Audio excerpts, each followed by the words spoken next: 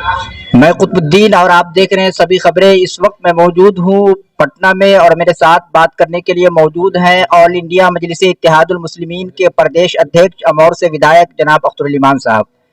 Sir, सबसे पहले हमारे न्यूज चैनल सभी खबरें पर आपका इस्तकबाल है। बहुत बहुत शुक्रिया साहब। गोपालगंज में इमाम के प्रत्याशी ने बहुत कम दिनों में बहुत अच्छा मतलब लोगों का एतमाद हासिल किया है। इतनी उम्मीद इमाम के पार्टी के लोगों को, नेताओं को थी? नहीं, हमको तो उससे ज़्यादा उम्मीद थी। अब आप पत्रकार लोग चूंकि बड़े बड़े लोगों की खबरें छापते रहे हैं, हम लोग तो जीतने की लड़ाई लड़ते हैं।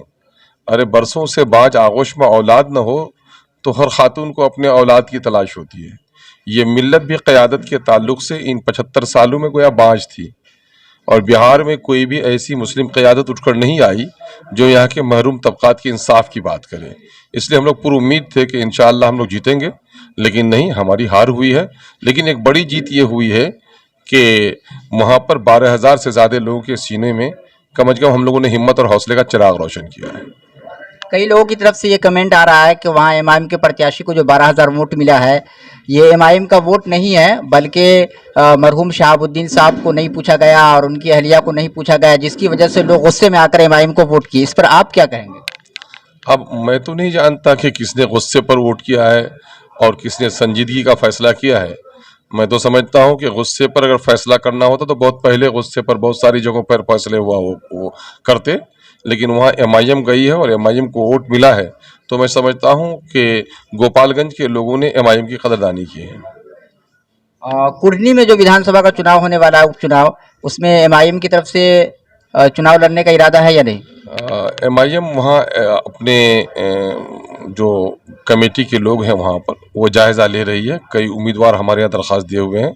इंशाल्लाह 24 घंटे में आप फैसला सुन लेंगे। एमआईएम पार्टी से जुड़ने के लिए लोगों को क्या संदेश दीजिएगा?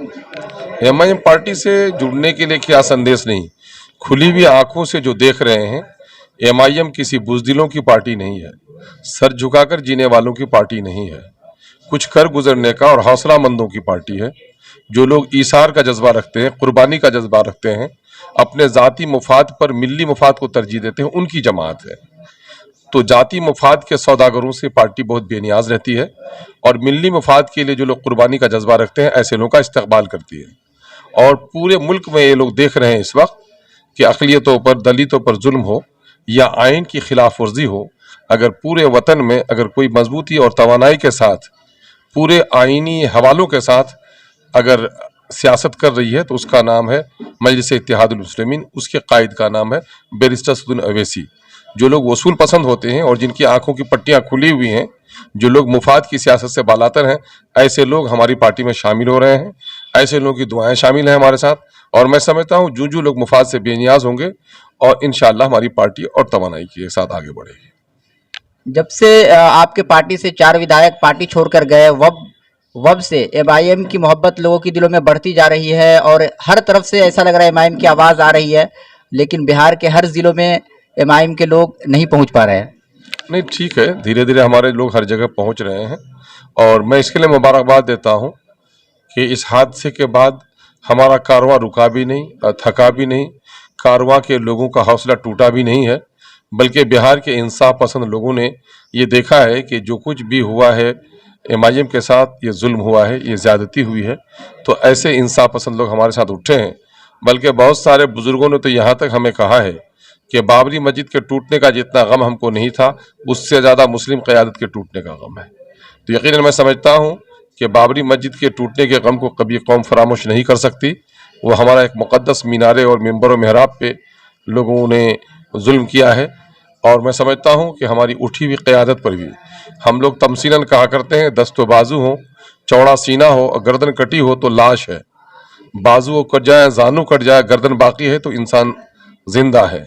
तो चूंकि इस मिल्लत के पास इस वक्त इसकी गर्दन काटने की हर कोई कोशिश कर रहा है ताकि लाश बन के रहे और गर्दनों के साथ जीने वाली पार्टी का नाम मजलिस इत्तेहादुल मुस्लिमीन है। बिहार उर्दू एकेडमी की सीट, जो वहाँ के चेयरमैन की सीट होती है वो खाली है, मदरसा बोर्ड के चेयरमैन की सीट 1 सालों से खाली है। इस सिलसिले में आप क्या कर रहे हैं? एक दो जख्म नहीं, पूरा जिस्म है दर्द से छलनी, दर्द बेचारा परेशान है कहाँ कहाँ से उठे। मामला है कि सिर्फ आप उर्दू एकेडमी की बात क्यों करते हैं, बल्कि उर्दू को तो इन लोगों ने जहर देकर मार डालने का काम किया है। बिहार की दूसरी सरकारी ज़बान उर्दू है, लगभग 2.5 करोड़ की मादरी ज़बान उर्दू है और लगभग 5-7 करोड़ लोग उर्दू ज़बान बोलते हैं। और ऐसे वक्त में बिहार में उर्दू की जो पजीराई होनी थी वो पजीराई नहीं हो रही है। उर्दू के अखबारात दम तोड़ रहे हैं, उर्दू की किताबें निसाब से गायब हो गई हैं। 80,000 से ज़्यादा उर्दू के टीचरों की जगह खाली पड़ी है। 12,000 टीचर के उम्मीदवार आज 8 साल से डंडे खा रहे हैं। उर्दू एकेडमी का बुरा हाल है, उर्दू लाइब्रेरी बंद होने के कगार पे है। मदरसा इस्लामिया शमसुल हुदा असातिज़ा की बहाली नहीं हुई है और एक दो नहीं, उर्दू को नाम से सरकारी महकमे में उर्दू से काम नहीं लिया जा रहा है। सरकारी तख्तियाँ बावजूद हुकूमत की हिदायत के भी नहीं लिखी जा रही हैं। वो वज़ीर आला रहते हुए लालू प्रसाद जी ने भी कहा था और वज़ीर आला रहते हुए वज़ीर नीतीश कुमार जी भी कहते हैं कि हम उर्दू के साथ इंसाफ करना चाहते हैं। उर्दू दारोगा की बहाली का इन लोगों ने यकीन दिलाया था, लेकिन ये लोग ऐसा कुछ काम नहीं करते हैं।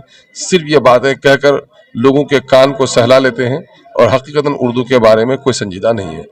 बिलखुसूस उर्दू आबादी को भी मैं कहूँगा कि उर्दू आबादी भी उर्दू के बारे में बहुत संजीदा नहीं है, चूँकि उर्दू सिर्फ हमारी मादरी ज़बान नहीं है बल्कि हमारे बुज़ुर्गों की मीरास है और हमारी वरासत की अमीन है। यह ज़बान हमारे अखलाकी और तारीख़ी जितने इल्मी कारनामे हैं उसकी अमीन उर्दू ज़बान रही है।